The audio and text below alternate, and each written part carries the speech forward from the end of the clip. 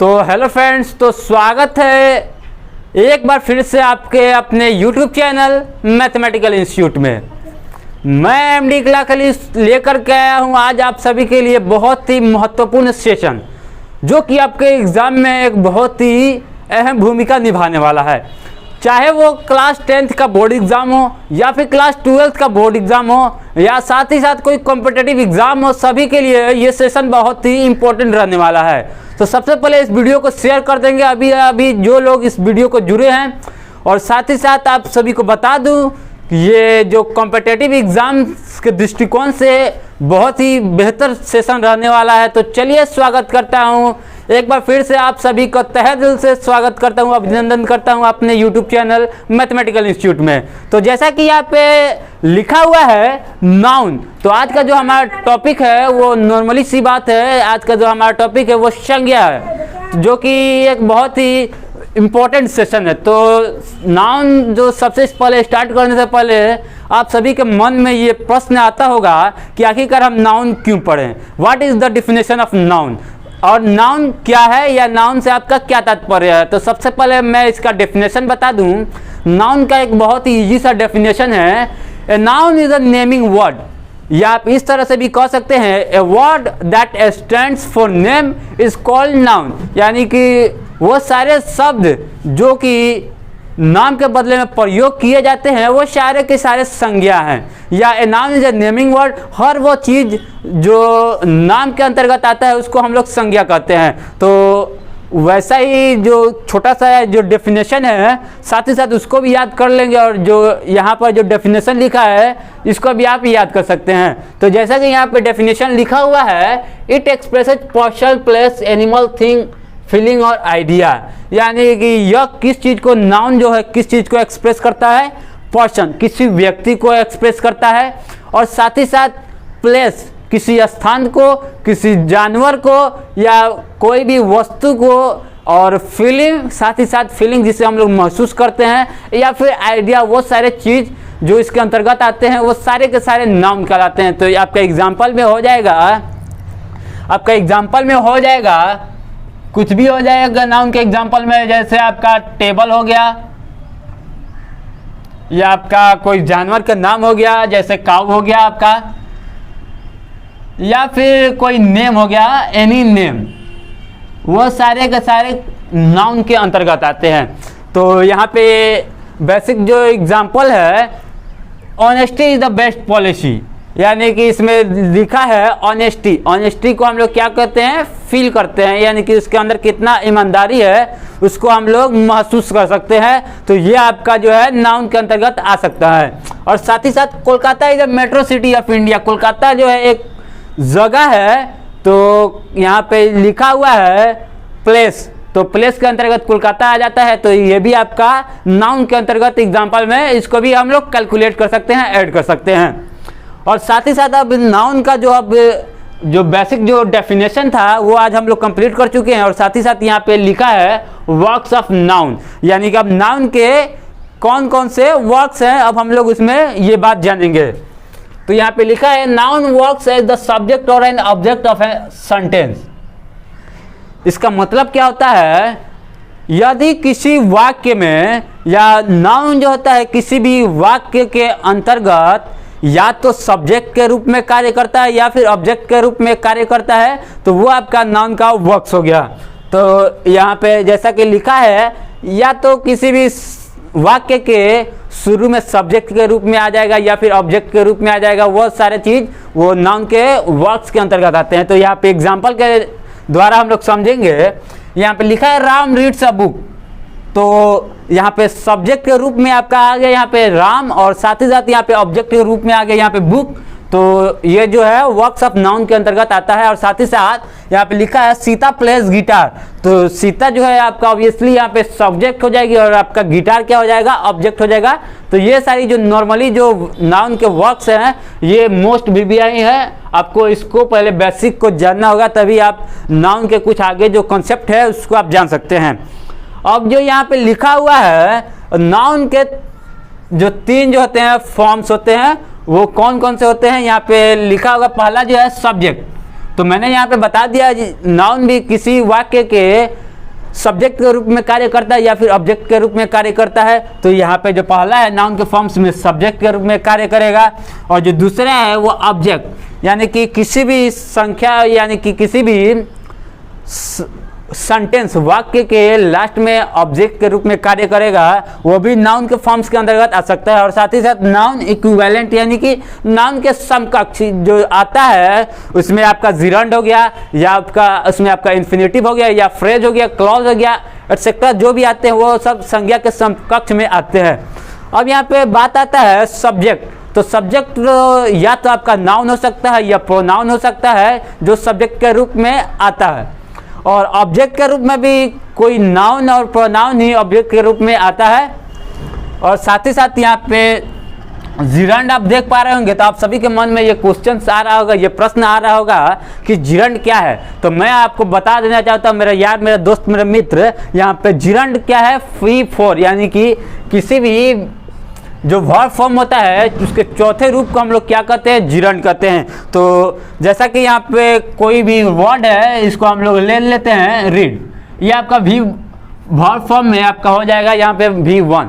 तो अगर साथ ही साथ इसको हम प्लस ING जोड़ देते हैं तो ये हमारा क्या हो जाएगा, रेडी, जो कि हमारा जिरंड के रूप में आ गया है। इसको हम लोग V4 कह सकते हैं या फिर V+ING भी कह सकते हैं।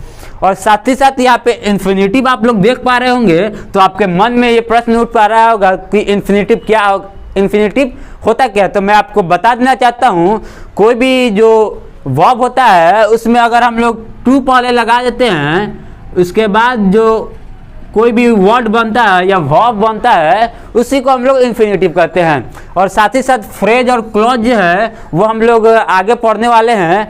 तो अभी इसका जो आज हम लोग ये पढ़े हैं, तब इसका कुछ एग्जाम्पल्स के तौर पे हम लोग समझ लेते हैं। तो यहाँ पे आप सभी देख पा रहे होंगे, आई लाइक टू डांस, यहाँ पे 2+ लगा है यानी कि भी के आगे +2 लगा हुआ है, तो इसको हम लोग क्या कहेंगे, ये एक प्रकार का इन्फिनेटिव है। और साथ ही साथ ये हमारा जो पहला जो एग्जाम्पल है वो क्लियर हो जाता है कि इन्फिनेटिव का एग्जाम्पल के साथ ये वाक्य जो है ये हमारा कंप्लीट हो गया। और साथ ही साथ यहाँ पे अब जिरंड का भी कुछ एग्जाम्पल देख सकते हैं हम लोग। यहाँ पे लिखा है आई लाइक डांसिंग, तो यहाँ पे हम लोग V+ING मैंने बताया था, यहाँ पे V+ING जिसके साथ भी लगा रहा है उसको हम लोग जिरंड कहते हैं। इसी साथ आगे हमारा और कुछ भी एग्जाम्पल हो सकता है, आई लाइक प्लेइंग या I like I like to play guitar, ये भी हो सकता है, इन्फिनेटिव के अंतर्गत आता है।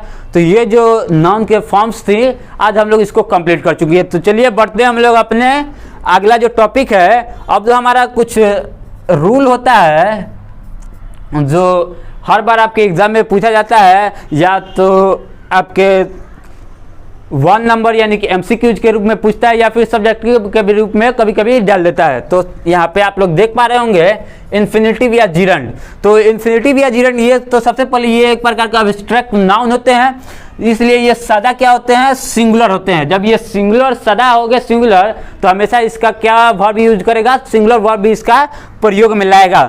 तो इसका यहाँ पे सिंगुलर सदा ये सिंगुलर होते हैं और साथ ही साथ सिंगुलर वर्ब ग्रहण करते हैं। तो यहाँ पे जो सिंगुलर वर्ब होते हैं, अब तो इसका आ गया, तो अब इसका हम लोग एग्जांपल्स देख लेते हैं आखिरकार कैसे सिंगुलर वर्ब होता है, साथ ही साथ सिंगुलर सब्जेक्ट और सिंगुलर वर्ब कैसे यूज करता है। तो यहाँ पे आप लोग पहला प्रश्न देख पा रहे होंगे, walking is dash good for health. आपका यहाँ पे ऑप्शन दिया है इज और आर, इसमें से आपका इस्तेमाल करना है।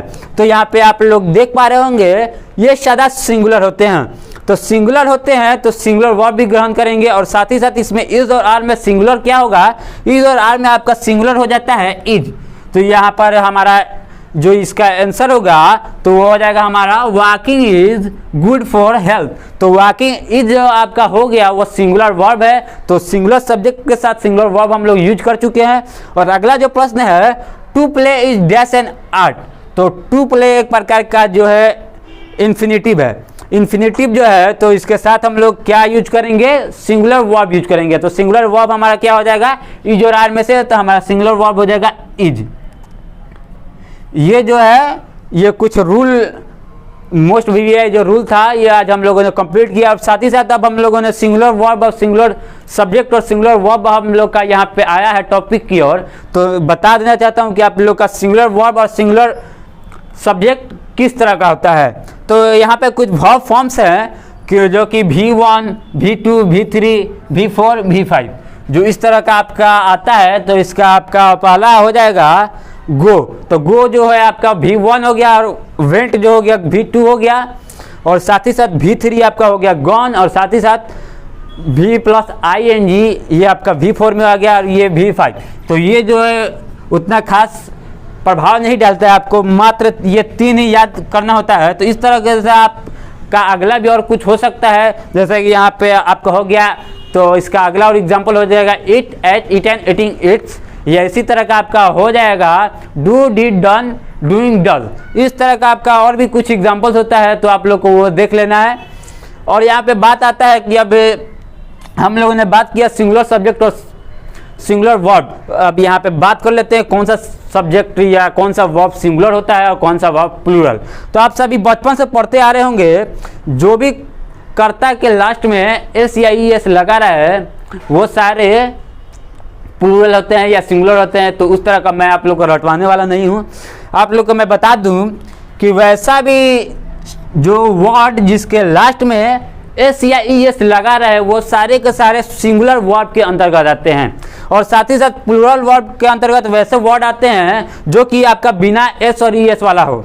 तो जैसा कि यहाँ पे आप सभी देख पा रहे होंगे सिंगुलर वर्ब में आपका क्या लगा है, is, was, has, does, reads etcetera, इस तरह का आपका आएगा। तो आप यहाँ पे देख पा रहे होंगे सबके लास्ट में एस, ई एस इसी तरह का लगा है। तो इस तरह का आपका वर्ड जहाँ कहीं भी आ जाए तो आपको सीधा सीधा क्या टिक करना है, सिंगुलर वर्ब के अंतर्गत वो सारे के सारे टिक आउट कर देना है। और प्लूरल वर्ब के अंतर्गत वो सारे वर्ड आते हैं जो कि आपका बिना एस और ई एस वाले होते हैं। तो वो सारे वर्ड आपका क्या हो जाएगा, सिंगुलर प्लूरल वर्ब हो जाएगा। और साथ ही साथ यहाँ पे आप देख पा रहे होंगे एस एस इंटू एस भी, यानी कि सिंगुलर सब्जेक्ट के साथ हमें हमेशा क्या यूज करते हैं, सिंगुलर वर्ब भी यूज करते हैं। और प्लूरल सब्जेक्ट के साथ हम लोग क्या यूज करते हैं, प्लूरल वर्ब यूज करते हैं। तो ये जो है बेसिक जो कंसेप्ट थी ये आज हम लोगों ने इस वीडियो के अंदर क्लियर किया। और साथ ही साथ हम लोग अपने अगले वीडियो में ये बताएंगे कि जो नाउन के जो और बेसिक जो कंसेप्ट होती हैं और इसी के साथ जो मोस्ट वीवीआई जो रूल होती है तो उसको हम लोग अगले वीडियो में क्लियर करेंगे। तब तक के लिए आप लोग बने रहें मैथमेटिकल इंस्टीट्यूट पे।